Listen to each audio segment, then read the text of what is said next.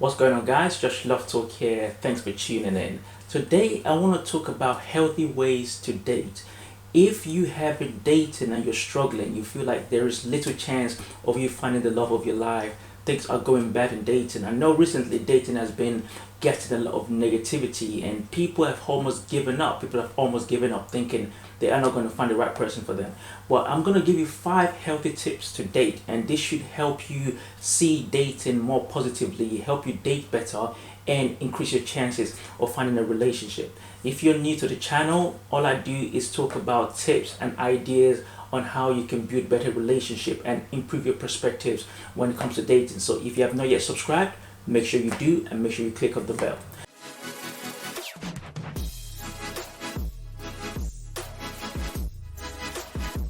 The first thing I want to talk about is be careful what you take in.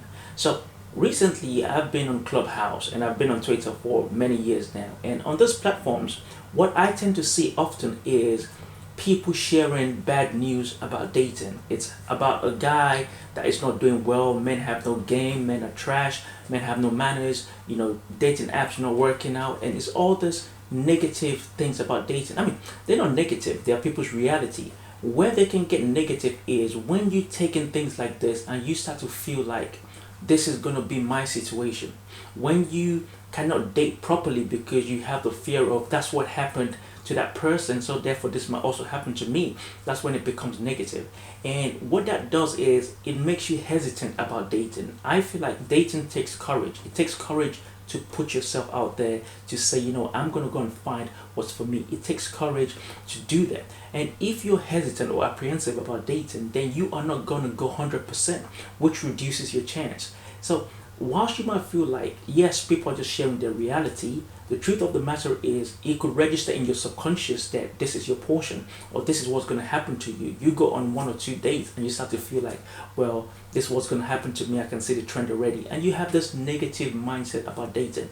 If you want to date, stay away from negativity. Yes, people can share the bad news, but you don't have to take that in. Just take that with a pinch of salt. That is their situation. It doesn't mean that will be your situation. You have to have the mindset of something positive is going to happen when it comes to you. So make sure you're speaking life into your situation. Make sure you're not down with the negativity and say, well, dating is a jungle, it's not going to happen at this rate, I'm going to die alone, God knows when I'm going to find the person for me. Speak life into your situation. What you speak, what you see, what you hear determines what you believe, and what you believe determines how you would act. So be positive when it comes to dating. Don't be down with negativity. Distance yourself from negativity. The second thing I want to talk about is not dwelling. Dating is about meeting people, and dating can be really fun. But when you dwell on bad situation too long, it takes the fun out of dating, because you are stuck in one situation, in one bad situation. So therefore, you don't really want to go out there and meet people. And let me share with you the reality of dating. The reality of dating is sometimes you will meet somebody you like. You will meet somebody that you're interested in, and they're not going to measure up. They are not going to live up to your expectations. Both of you will not be on the same page. It's not your fault, it's not their fault. The truth is, everybody cannot be on your level. Everybody is not going to be ready for what you're ready for.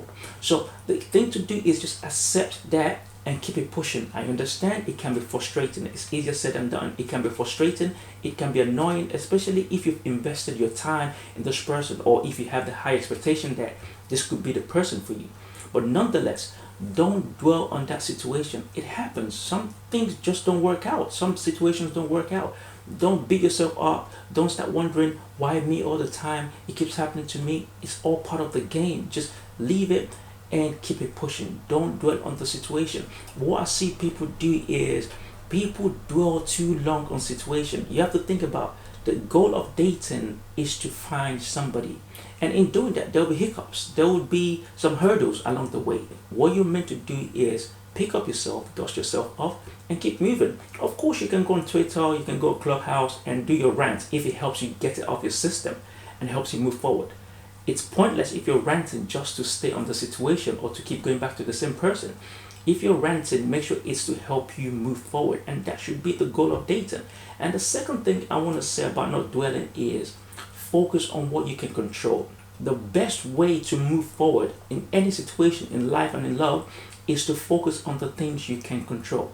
So many people are trying to do, they're trying to change things that they cannot control. And when you do that, you stay in a situation longer than you should. Focus on the things you can control. You cannot control how somebody else chooses to behave. You cannot control how they act. You cannot control how they're going to think, what they're going to do. You can control your standards. You can control what you accept. You can control what you tolerate. So focus on that. When you focus on things you can control, you will take so many things in dating with a pinch of salt. Somebody comes and asks you to go house, it's cool. Like, you know that's not the kind of guy you want to be with. You don't need to dwell on it. Just sort that situation out and keep it pushing on to the next one. When you focus on things you can control, you are not so bothered about what somebody else does, because you just think, that is a you problem. I'm just going to focus on me and what I've got going on. And that's the mindset to have. When you have this mindset, you rarely feel down about dating. Yes, of course, things might go wrong every now and then, but it wouldn't really bug you because you know that that's just that issue. I know what I've got going on. I know where I'm going. I know what I'm looking for. I'm just going to keep going. And in due time, what's mine would find me. The third thing I want to talk about is being accountable. People have turned dating into a blaming game. It's somebody else's fault. It's that guy's fault. It's that girl's fault. Men are bad. Women are evil. And everyone has this all pointing finger things happening. And that is not helpful in the sense that if you keep blaming somebody else, how are you going to grow? How do you know what you are doing wrong? You have to have a level of self-awareness when you're dating to fix your issue. So you have to be asking yourself, what was my part in this here situation? How did I get here? What did I contribute to being here? So is it like, did I miss a red flag that I should have paid attention to? Did I carry on when I should have stopped? Did I give too much too soon? All these things would help you in terms of raising your standards. You cannot fix what you do not know.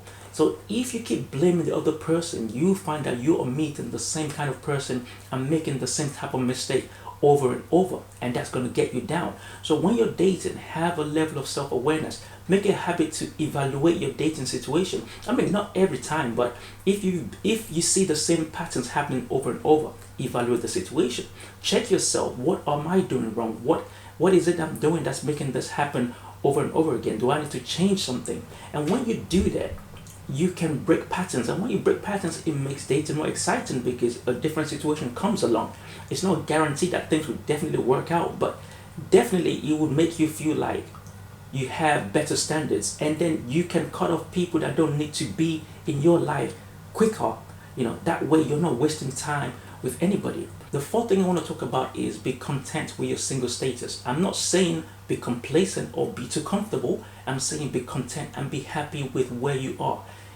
If you're happy with where you are, you can keep living your best life, and meeting somebody or not meeting somebody is not really that much of a big deal to you. See, but when you're not content, when all you're doing is just, I want a relationship, you become desperate. You can lose sight of what you should be looking for. You can miss red flags because you want to turn every dating situation into a relationship. And when things do not work out, it affects you a greater deal because your expectations are high, because you're thinking this should be it. And when it doesn't work out, it affects your mood, it affects your happiness. But when you're content with where you are, you know you are not going to settle. You know it's about a matter of time. What's yours is going to happen. You have to be content with being you. You have to be content with being single. Once again, not be complacent, not be too comfortable. And there is nothing wrong with wanting a relationship. There's nothing wrong with desiring or picturing yourself with the love of your life. There's nothing wrong with that. As a matter of fact, do that. At the same time, make sure you're happy where you are. Accept the situation. You're single and live your best life being single. And I mean, from my experience and most people that I know, they found the love of their life when they were just out there doing their own thing. And that's the thing about love. Sometimes it catches you when you least expect, when you're desperate for it, when you are every day on social media, I want a man, or I want a woman, I want a relationship. You just get so many random people slide into your DMs because they just think, well, this person looks like an easy target. So you just get so many douchebags just slide into your DMs. It's almost like you're doing a sale if you think about it. It's almost like you're just putting out a card. Look at me, I want a relationship. So you just get people flocking into your DMs, you get people just approaching you, but they are not people of substance. So be content with what you are and carry yourself in a manner that says, you know what, yes, I'm looking for a relationship, but I'm not looking to settle for anything. I want the right relationship and I'm willing to wait for it. I'm more than happy to wait for it. In the meantime, whilst I'm waiting, I'm single and I'm loving it, I'm enjoying it, I'm living my best life. The last thing I want to talk about is self-love. Self-love for me is so important. It's more than just buying yourself stuff or pampering yourself. For me, self-love is, it makes you complete, because if you don't love yourself, how can you teach somebody else how to love you? How do you even know what love looks like if you don't love yourself? How do you determine how you should be loved by another person? And I'm gonna go deep into self-love for a bit. So the way I see self-love is, it's self-love for me is self-acceptance, because I define love as acceptance. It's saying I accept who I am in totality, and I accept my flaws, I accept my strengths, and I'm cool with that. See, when you accept yourself and you know who you are, then you know that I should fix certain things. And that's where self-awareness comes in. When you have self-love, it increases your level of self-awareness. It lets you know the areas of your life that you can fix. And with self-awareness comes self-growth. When you know what you can fix and you're willing to put in the work to fix it, you grow yourself. Self-growth helps you set your standards. You know, when you see somebody that's saying, you know, I'm not going to accept anything beneath this, I'm not going to accept XYZ, it's because they are growing who they are. When you're growing yourself, you will not accept anything, because it takes work to be able to grow yourself. So why would you want to just settle for anything? And that's where self-growth is important. Self-growth equals self-confidence and high self-esteem, because you're growing yourself, because you are being better, you're happy with who you are, and you're even more excited about who you're going to be. And the benefit of having a high self-esteem is that you are not scared to tell somebody to walk away if they are not giving you what you deserve. You're not scared to walk away from a situation that is not serving you. And that's the beauty of it. So self-love is not just, like I said, it's not just about pampering yourself and buying gifts. It makes you complete. And when you're complete, then you know you are finding somebody that complements you as opposed to somebody that completes you. So when you love yourself, you can comfortably be waiting for somebody that complements you. So your standard is not just based on what you see on social media. It's not just based on what's popular, what's trending. It's based on yourself. It's based on, I know who I am. I've worked myself to be here. I'm confident in being this person. So I'm waiting for somebody that can match my energy. I'm waiting for somebody that's done the same work on themselves, and we can complement one another. And the great thing about self-love is you can be yourself in every situation. You can go out there and just be who you are without apology, and there's nothing more sexy than that. It's so attractive when you can be yourself in any situation. You don't have to change yourself to suit somebody else. You don't need validation from other people to be yourself, and that is the beauty of building self-love. See, when you have these 5 things, I feel like dating will be much more enjoyable. First of all, you'll be able to move away from bad situations quicker. You wouldn't dwell on situations that you don't need to dwell on. You wouldn't entertain just anybody. You are now dealing with a few selectives. Don't get twisted. I'm not saying that things still cannot go wrong. I'm not saying that everybody is going to come correct. But it just means that that's their issue, because you know yourself and you know what you want, and you've done all this work and you have this perspectives. You don't have to deal with that. You just say, you know what, you want to act a fool, that's your business. You go ahead and do that. Me over here, I'm good. I know what I'm looking for. I'm willing to wait for it.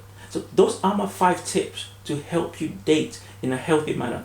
If you've gotten something from this video, make sure you share, like, and leave a comment below. And once again, if you haven't subscribed, please subscribe. Thanks very much for listening. Catch you on the next one.